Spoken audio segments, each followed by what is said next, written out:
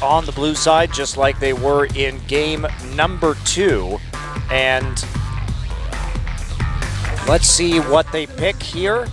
Twisted Fates will once again be the ban. It's been banned a lot on the blue side in particular. So we're waiting to see what the answer will be. Victor has been a very high priority first pick. A status just because the champion pool and in general engaged champions either been banned or completely ignored by both teams. And we saw the Elise first pick last game in spite of the Victor being available, which we thought was the more logical pick for Coco. I still would have preferred that. I think Ambition did do pretty well on the Elise, but not outstanding. Agree with you there. Shen basically been a must ban, but surprisingly a blue side ban. Well, they banned Shen on the blue side in the last game, too. I think Shen is a better blue side ban because you're not going to first pick Shen, and you could first round Shen on the red side. That makes sense. So take that away. You'll notice that they're just stripping away all of LZIM's methods for getting a lot of globals up. They've liked to run Echo TP, they've liked to run in the mid lane, they've liked to run Shen. So that has been something that has been working for them recently and came into play in their victory in game 1 of this series. So we have the same bans as we did in the last game, just slightly different order. Will the Annie be the choice? CJ banned Calista Rise TF on the red side, so we don't really get any insight there. And yes, identical bans. Question is the Azir coming through from Longzhu IM once again? I think they're confident IM, they can maybe add the one global, as you mentioned, with the teleport Echo into the Victor, so they're probably happy to give up the Victor just to play a match they seem confident on. They banned the Elise, so Azir is available. Where does the priority lie between Azir and Victor is the question, especially with the adjustments towards Azir on patch 5.14. Generally speaking, we've seen Victor rise in priority due to Azir's nerf. Even though Azir still has a strong laning phase versus Victor, those nerfs do hurt some of his late game power when it comes to his versatility in creating picks or engaging. Obviously, Coco's still an extraordinarily good Azir player, certainly one of the best in the world at that champion. They've been most happy opting into the likes of Azir Shen, as you mentioned, for Azir to make the picks, with Shen banned and Azir's reliability in the engage decreased. Maybe the Azir priority also will decrease from CJ. We're not sure, but at the moment, at least thinking about picking up the jungler. Still haven't seen any Gragas this particular match. Which is surprising because Tucson actually did quite well on Gragas against KT. Opens up with the Rek'Sai as CJ. Will Tucson go to the Lee Sin a third time? It won them the first game. It went a long way to costing them the second game. So does he have his eye in for it, or does he want to go somewhere else to the Gragas like we were just mentioning? I think you should mix it up here. Go for the Gragas. Lee Sin really did work well for you in game 1, and it could have worked out well in game 2. I like the philosophy behind picking the Lee Sin Lucian combo. Get that bottom lane rolling early, and they could take an extremely early Vayne. So disengage from the jungle and a hyper carry from the AD carry. Well, Coco, this is what I wanted to see in game 1 from IM, was Gragas with the Vayne. They ended up snowballing with the Lee Sin, but that was not due to the composition at all, more due to poor play from Ambition. But this synergy that we saw at the beginning of this season in Champion Spring fell out of use for a while.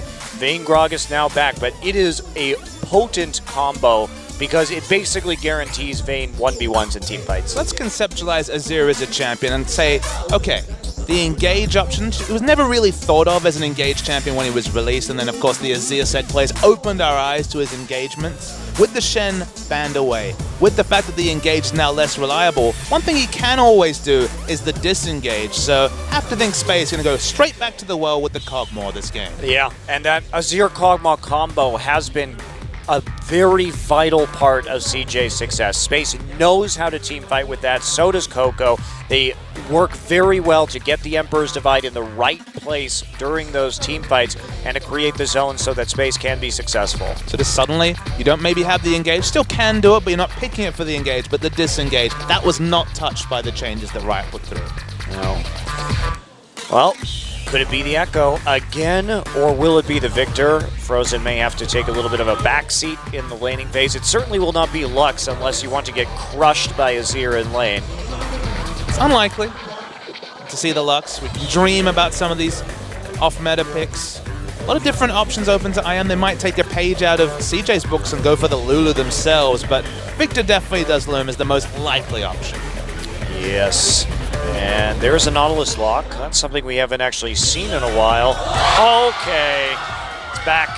And remember, Frozen is a player who actually took a game off of Samsung Blue last year with this Lux. He is really good at Lux. And Lux has seen a lot of small buffs, specifically the ability to explode the E directly as you cast it. So just like Gragas had that change many moons ago, Lux has it as well. Now she still has very high mana costs and just is going to have massive issues wave clearing. Because remember, Victor, he spends 1,000 gold and suddenly he can match Azia's wave clear. If we see Nashor's Tooth or Stinger Rush Azia against a Lux, the wave clear is going to be landslide in the advantage of the Azia to what? Level 11? Some really late part of the game with blue buff as well. And if you start assuming all these things and then say the jungle control goes towards CJ enters, mid lane control will never be achieved by the Lux. Well, I think the Lux pick here has affected the AD carry pick. They see the Lux, they want to go for the Sivir instantly. Kill the control mage. Yep, just run her down in this particular composition. They have the Fizz here, which is also going to be strong against Lux. Lux has very low mobility, and she is really squishy. She has a very low base HP, and you have to play her pretty much from behind walls, but that won't save you against a Fizz. And I don't even really know how this laning phase is going to work. You would think that Coco would be easily able to poke her out. That's what I'm saying. The wave clear advantage, the wave control advantage is going to be there. And so if mid lane is going to be very well pushed up, it's going to open up open up Ambition to really play aggressively with the jungle or Rek'Sai. You have to give up so much to make Lux work. It's a bit like why we don't see Anivia, both of them low base stats, both of them low mobility. Good wave clear certainly later in the game, but will the trade-off be worth it? My initial opinion is no, but look, they've locked it in, and it's nice to see the re-debut of Lux after a long period of absence. And it's always Frozen, right? It's always Incredible Miracle here in Korea doing that. So it will be a support Nautilus, another champion that we haven't seen since some of those Nautilus E nerfs. But it's there, and that also probably contributed to the Sivir pick. Just go ahead, Spell Shield, the Nautilus ultimate, very easy ability to make sure you do not get hit by. And even though CJ, they go for the Fizz again without that primary engage force, at least they have a Sivir. And hooking this Lux and getting onto this Lux, if Lux is standing over a wall, because we think about Lux, okay? He needs to stand behind a wall in a team fight. But Rek'Sai will just tunnel under a wall, Fizz will hop over a wall, Hook will go over a wall. There's not a lot of safety here for Frozen. Where is he going to go to avoid all of this? The big issue is, you were mentioning, there's not excellent primary engage, but there is a Sivir ultimate and multiple different people getting onto a squishy backline mage. So CJ, they can play aggressively, they can kite backwards. Lux means that Gragas, Nautilus, all going to be need to peel for the very squishy, high damage backline. Yeah, fortunately they have a good front line to do that, but I'm still worried about Lux. There's a reason why we don't see her in a lot of standard meta play, and it's her vulnerability. So can Frozen survive the laning phase? Can he survive some of these team fights on his Lux, his longtime pocket pick? LCIM versus CJ, Game 3 right now.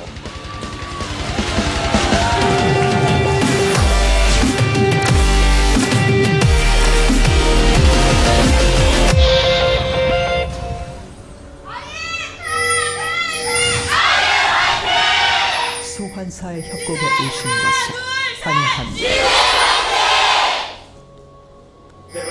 CJ versus Incredible Miracle, Game 3. Fans going wild for the Lux skin and Lux in general. It's also Frozen. Frozen is very popular with the ladies here in Korea.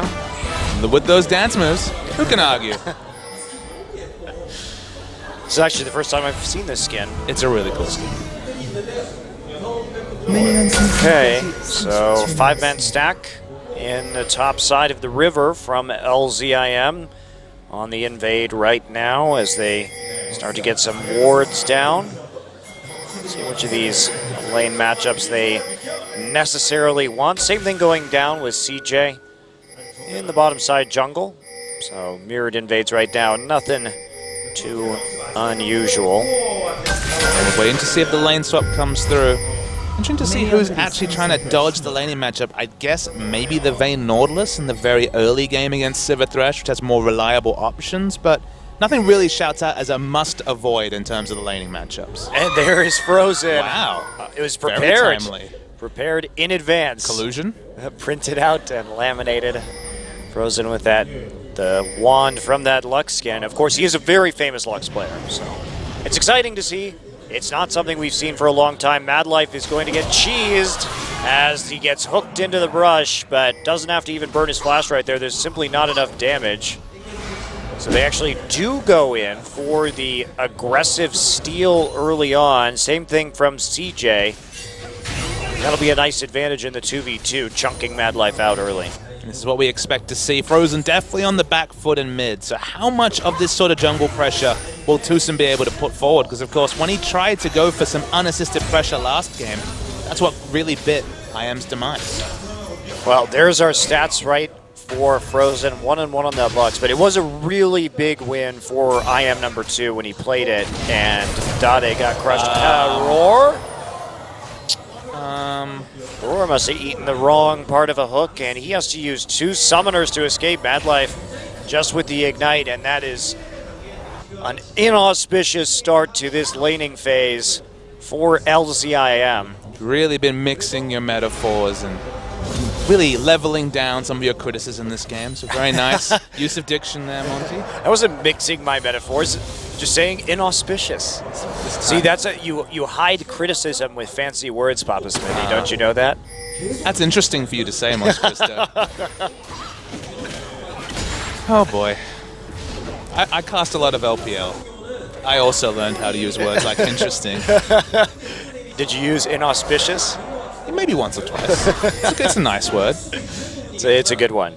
And you know how critical I am, so when I say that I'm hiding criticism with fancy words, imagine how critical I could be. Isn't that a terrifying thought? Right, understands. So Raw is still level 1 against probably soon to be level 3 Space. They can freeze lane. Yeah, they're both level 3 in the top lane. Oh, geez. This is now just a total disaster. That recall timing, the only thing you can get is potions, too. So, okay, this is going to be a rough ride unless they can get some sort of pressure in that lane. But guess what? Lux is not a mid laner who's going to be helping you against an Azir right here because Azir will control the wave pressure. I'm worried that we're going to look back at just the poor trade that Raw took at level 1, forcing both summoners, just like the 2 jungle invades in the first 2 games that really decide the game, because you already know the pressure's not going to be there from Lux. Gragas already has a lot of work to do just to baby Frozen through the laning phase. You can't also have the same problems in top especially. Well, probably shouldn't pick Vayne in that case, right? But Here we go, Frozen. Has to run out. Ambition with the tunnel coming in. Flash knockup. Frozen gets the Chilling Smite. And Frozen has to flash out. Coco goes in. Madlife is here. Gets a hook onto Tucson. First blood for Madlife.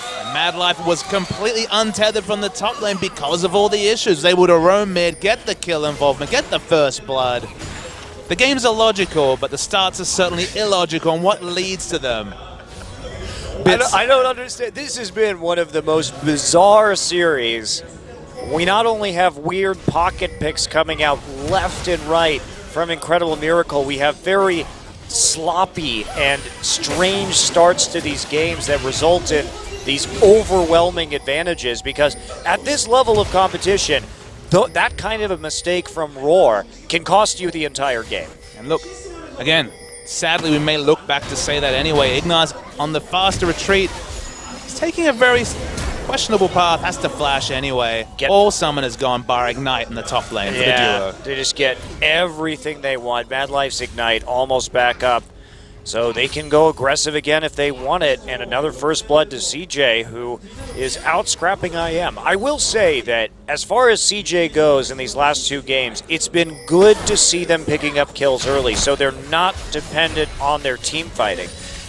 One criticism we've leveled against CJ is, well, your early game is pretty bad. You make mistakes, you tend to die, but you're good enough at team fighting and shot calling in the late game that you can come back. In fact, we saw that against SK Telecom to a certain degree, but now they're showing up with more skirmishing power. They're playing more aggressively, especially around that mid lane, and they are doing work. But how much of that is to be leveled at kind of IM with some questionable picks, with questionable early play, with very nice skin choices though? The crowd very much does enjoy that, but when you're AD carry on top who needs to apply pressure, has that sort of a trade. Speaking of trades, Expression, he's dead. Just a straight up solo kill.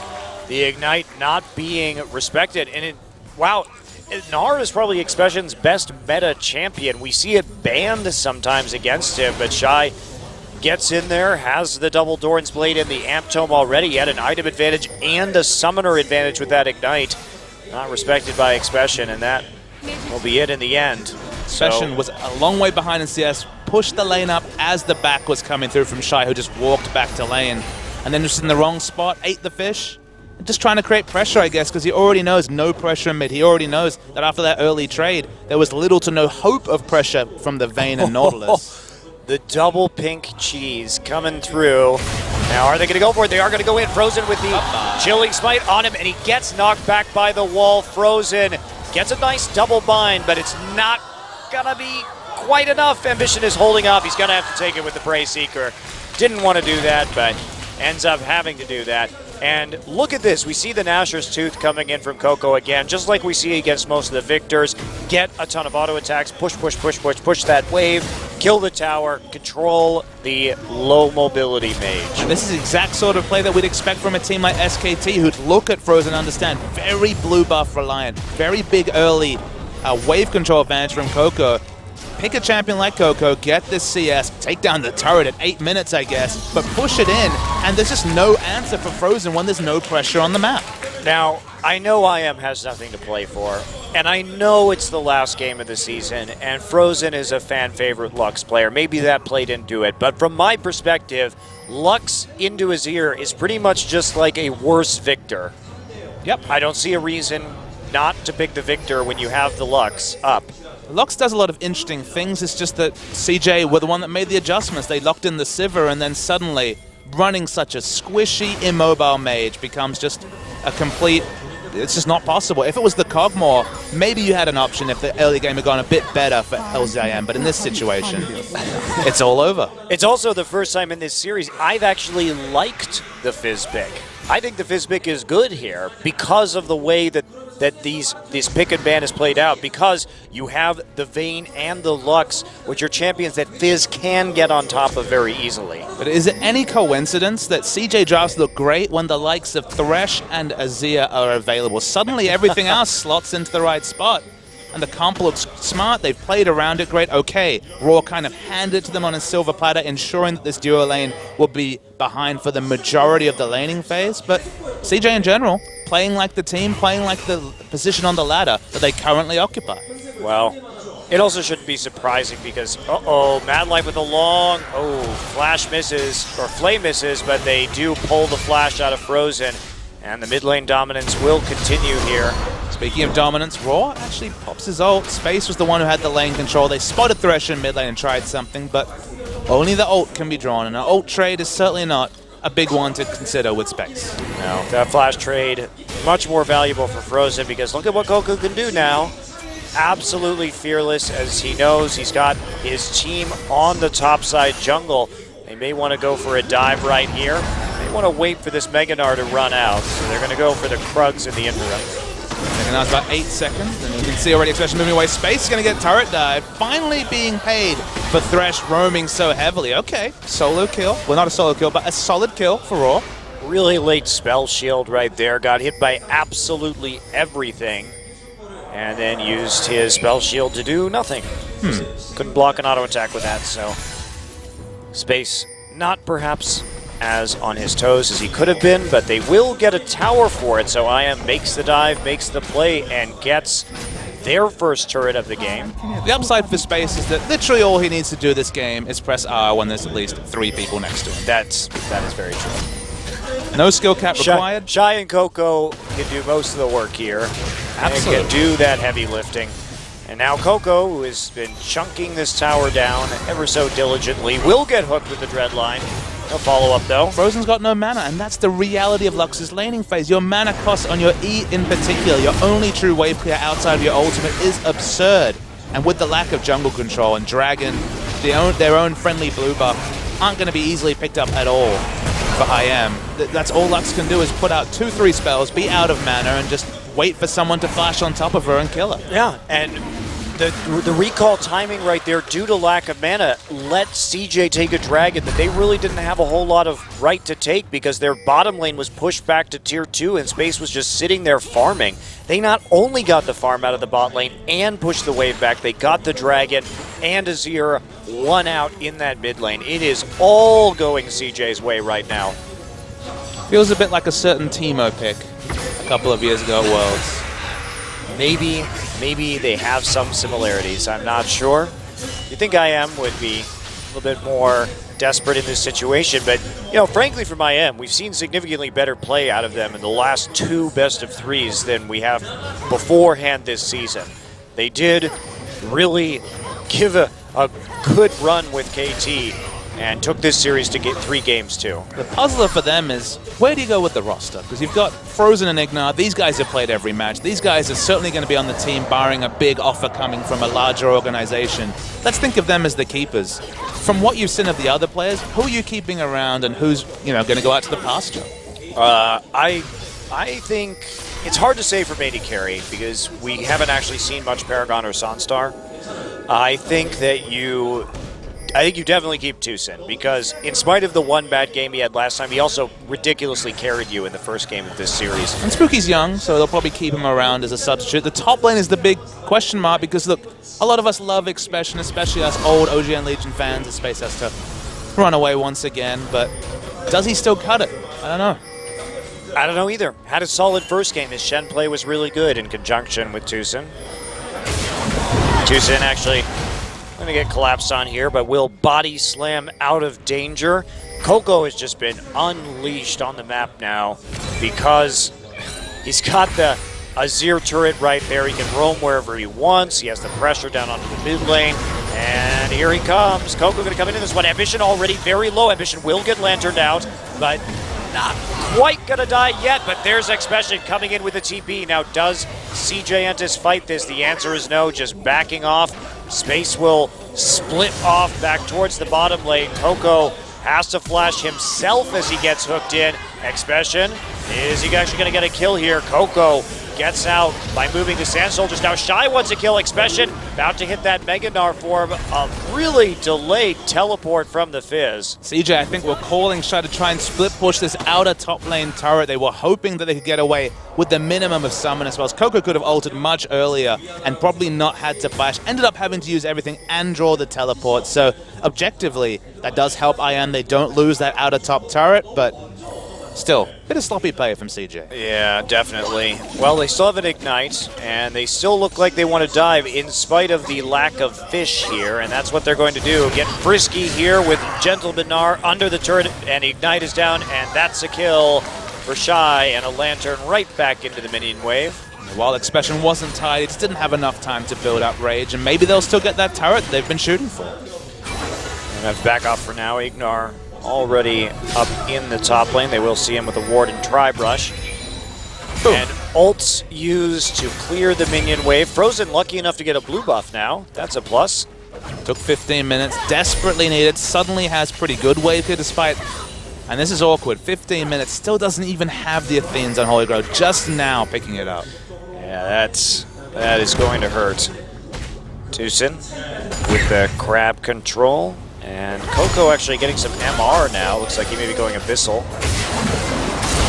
Uh-oh. Tucson gets knocked up. Chilling Smite down. And there's a great hook onto the end. Space easily chasing down Tucson's Gragas. And Coco tries to box him in. Here's another dive from CJ Entis. Hook going to be dodged out by the final hour, but it's not going to be enough. Pink ward laid down right next to the turret, and that means there is no more hiding from Vayne.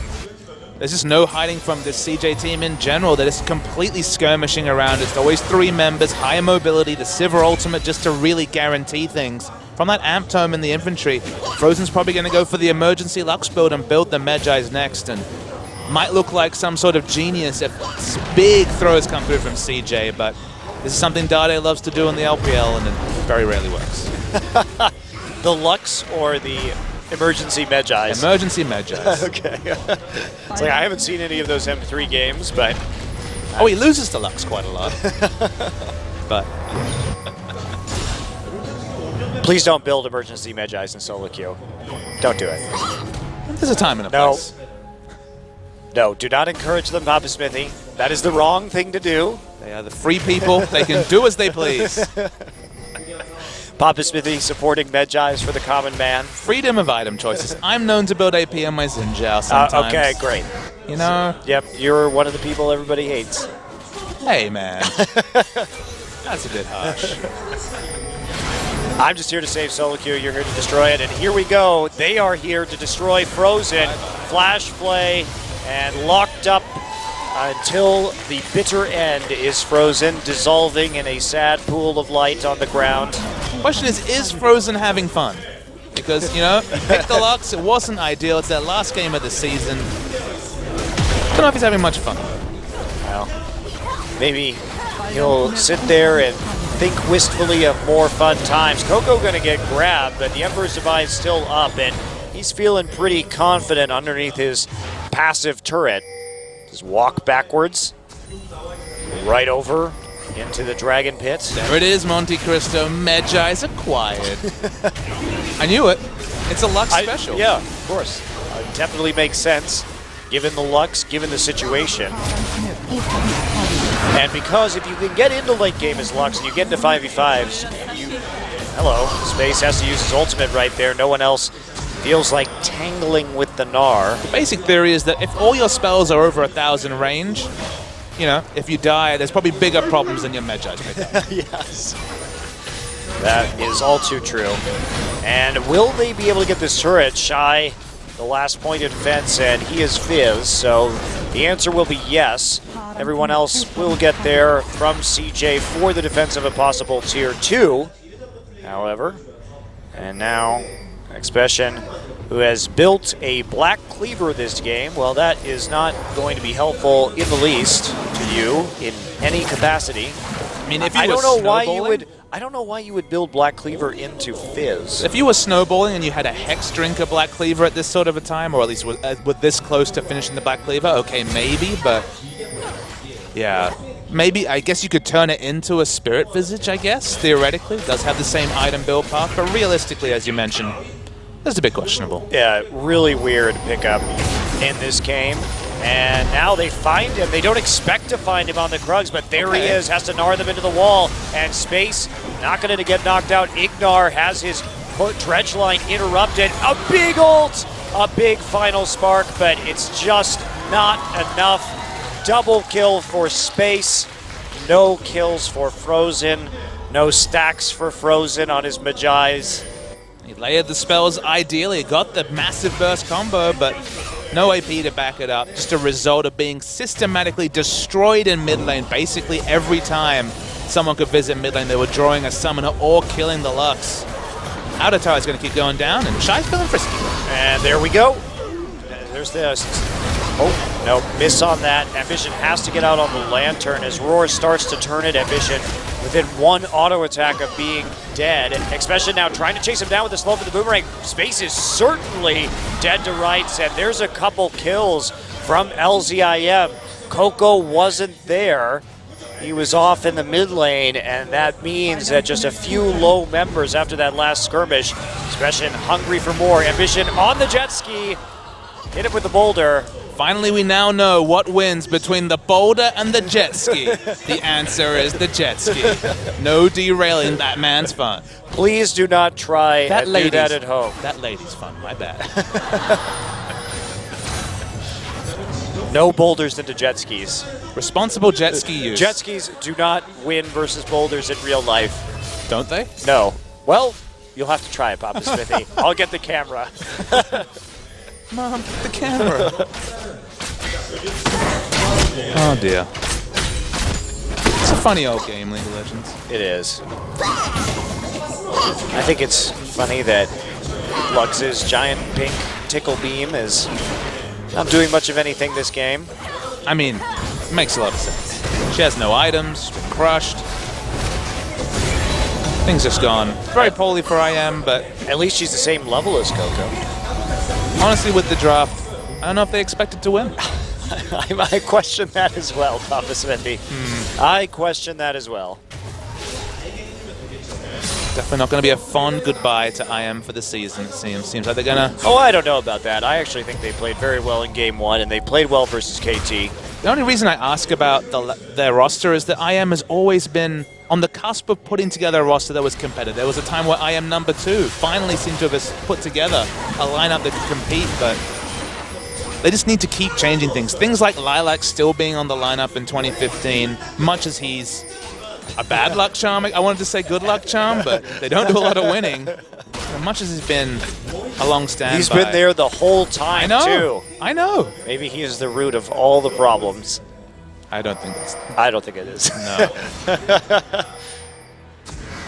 Okay, well, total vision dominance from CJ around the Baron pit, but IM did get some wards into the river, so they can tell that it's not being done. They probably should not walk into pick country. You know that around CJ the red buff have taken their foot off the gas, and that's 2 blue buffs in a row that Frozen's been able to put up. Yeah, he really shouldn't have those. That is certainly the buff you want to play around. The bottom side of the map, the dragon and the blue buff wins you this game because this is nothing Frozen can do without blue buff for Manic Draw, just like in Anivia in a very similar situation. Yeah, they're also playing for picks on the top side while they could be getting vision around dragon right now with it up in only a minute. Instead, they just get seen and have to recall. They'll be there in plenty of time for the drag, but there wasn't any threat.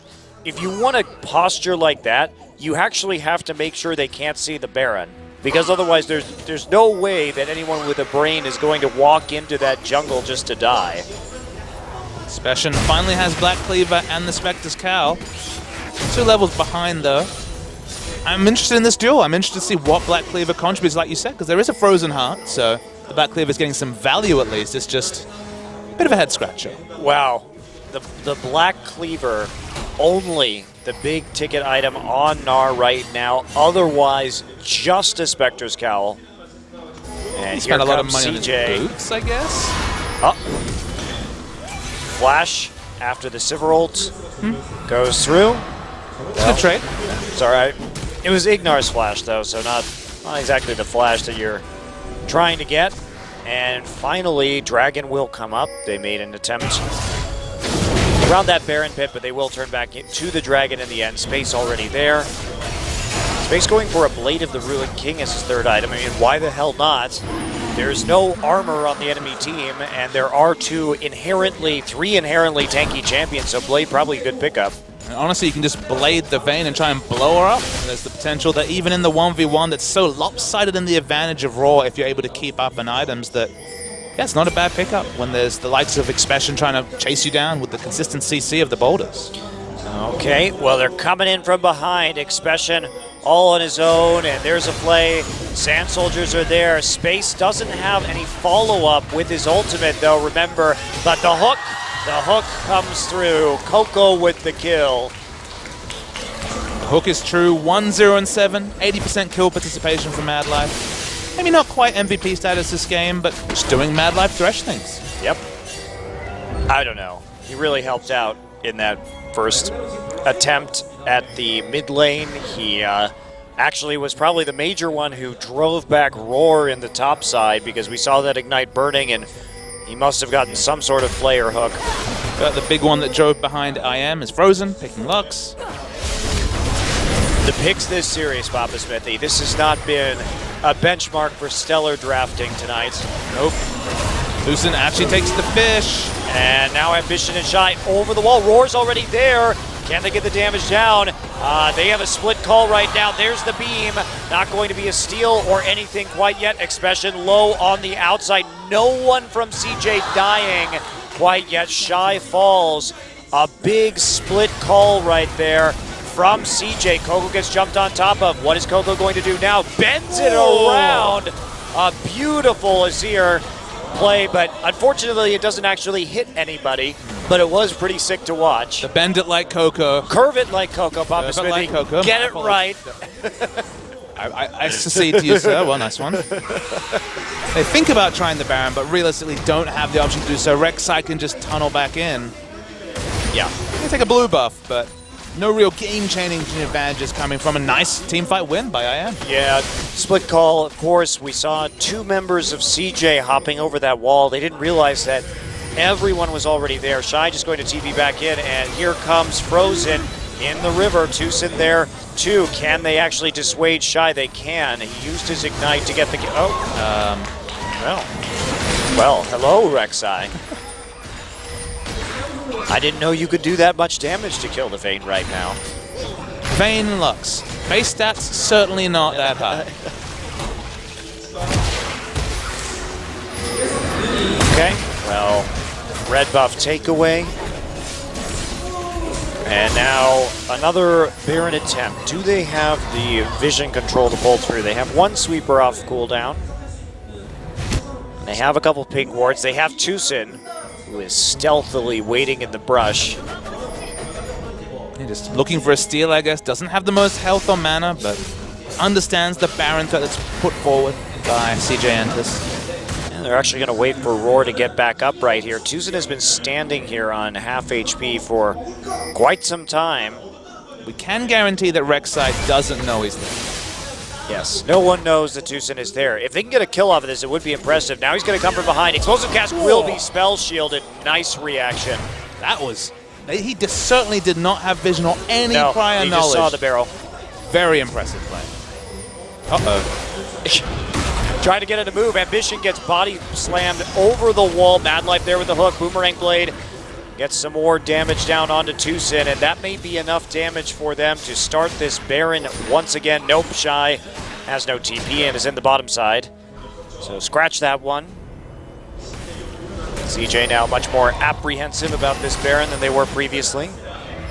Don't have an Aegis, but with Lux being so far behind, it's not really a big consideration. Those ults have been hitting from Frozen. They're just not doing the damage. From that lack of a second item, Medjai's has delayed this build so far, given how well held Frozen was in the laning phase. Yes. Yeah, he was held back really significantly. So Mad Life actually recalling an award right there. That will not be effective. And a very slow Baron attempt from CJ Entus. Still have the 5 Dragon mark to fall back on. It's a minute 17, so about a 36-minute 5th Dragon potential. So maybe that's the safer win condition that CJ are focusing on. Because, as you mentioned, the split call was the only reason IM have just a glint of a window into this game. It's still the 9,000 gold advantage. CJ could just force this Baron whenever they want effectively, and if they don't have a split call around it, they can just finish off the game and the team fight right there. You should definitely opt into team fights early if you see this Black Cleaver on Gnar. The Gnar build in particular, not suited for team fights. It's suited for trying to hold down Shy, but Shy, very strong, has the Frozen Heart to go along with the Trinity Force, doing a lot of work in team fights, even just applying that Frozen Heart aura in the backline and sitting on top of Vayne, by far doing his job better than anything Expression can hope for. Yeah, and no Frozen Heart either from IM. Frozen Heart, a very useful item against Azir. And Azir, Fizz, yep. Space. Yep. Doing a lot of work here, but no one's going to be getting it any time in the near future. Looks like they're settling on the Aegis coming through from Tucson, given the Ruby Crystal, Null Magic Mantle, and the inventory. We'll just hope it's not Spirit Visage. Okay, Tucson gets knocked up, gets out with the E, and I guess they just want to split push with Shy right now. He's gotten an immense amount of farm as he's pushed the wave all the way from his tier 2 up towards the enemy base. Baron control is pretty good, but of course Sightstone wards and warding totems being popped over to ensure no simple taking of the Baron, but Dragon, certainly simple. Academic even.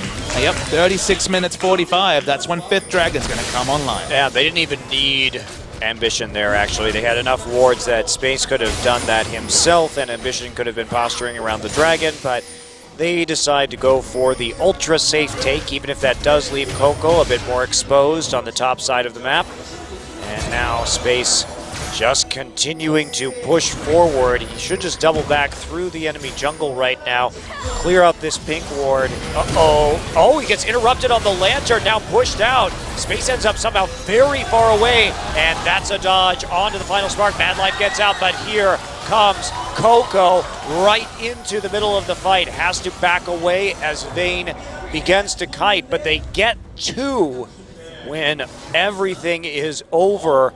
And CJ looked like they were going to get caught out there, but it looked like Space was barreled away and then condemned away. I couldn't really catch what happened in that fight. Certainly a weird interaction, but Frozen once again falling down comfortably. They get the pick onto him, actually push him into the Baron pit.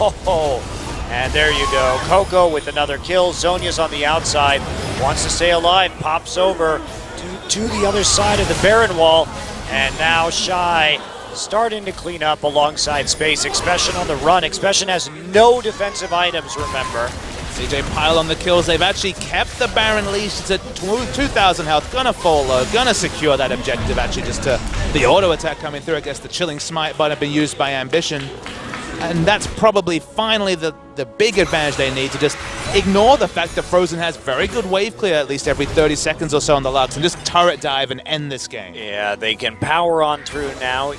They probably could have before. Let's take a look at what happened. I think Madlife may have died to Baron, but that was a nice turnaround as Tucson tries to get on through. But the Zhonya's bought enough time just to have the other spells up to go over the wall. Expression tried to predict with the ultimate, but it went wide. A bit like his NAR play in general, this game certainly left a bit to be desired. The item build mainly doesn't really have these tank stats. He just becomes almost a reset or just a squishy member for the Fizz to assassinate. Yeah, that's kind of what we've been seeing over and over and over again this game. Madlife did die to the Baron there, as the rest of his team was a little bit leery of leashing it. 1-1 and 12 though. Doing his job. It's the Thresh. It's always been the Thresh. Still pretty damn good. Yeah, and has that highest kill participation on his team, has been there for CJ Entis today, so. Always impressive when someone has more kill participation than a Sivir. Fair point, fair point. It's been unleashed from the bottom lane and done some roaming though. It's the reason why Space doesn't have as many kill involvements. Nice light binding lands onto Space, but just doesn't have the damage behind it. The thing about Lux, you need the AP, but also to layer all those skills. You just don't have that one-shot potential. And there we go. Is this going to be the last team fight? Roar in the front line, actually getting a lot of damage down onto Ambition, but he's going to get bumped out by Coco with that ultimate, showing that those E-nerfs don't matter. He's still got it in him. And Ignar on the outside of his base, just funneled into the base gate by Shy. And this should be the win here for CJ Entis with this Baron. Expression caught out, unburrowed on, double kill for Shy. Frozen, the last man standing, his pink tickle beam not going to affect Shy in the least. And Coco curves it around the Nexus for some style points in the end. CJ will take the series 2-1. Just good play from CJ. You have to question the draft from IM. That last final spark in particular looked like it was a heal beam rather than any sort of damaging ability onto Shy, and deserve a victory. And it's worth noting IM didn't have anything to play for. You can kind of tell it by just nodding to the crowd, locking in the fan favorite Lux, but the Lux was the death knell and just basically got eliminated in mid lane at every opportunity, whereas Coco, he's on the Azir, so you know he was really trying. Yeah, that was solid from CJ. They had the advantage right from the level 1 play that was made in the top side, where the Vayne fell so far behind. Madlife coming out again with just another awesome game there. It's Thresh. It's one of those things that needs to be accounted